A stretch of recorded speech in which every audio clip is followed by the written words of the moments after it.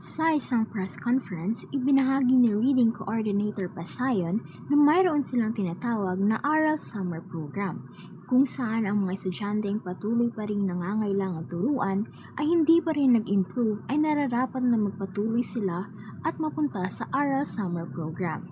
Sinasabing kailangan nilang magpatuloy upang maging grade level ready na sila at hindi na nahuli ang kanilang kaalaman.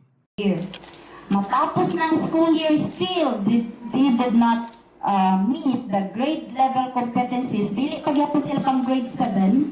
That's the time na they will be undergoing, anong tawag doon? Pagtapos na ng school year, the Aral Summer Program. Nakuha? Dagdag pa niya na hindi dapat ito baliwalain lalo na't napakalagang isyu nito sa bansa.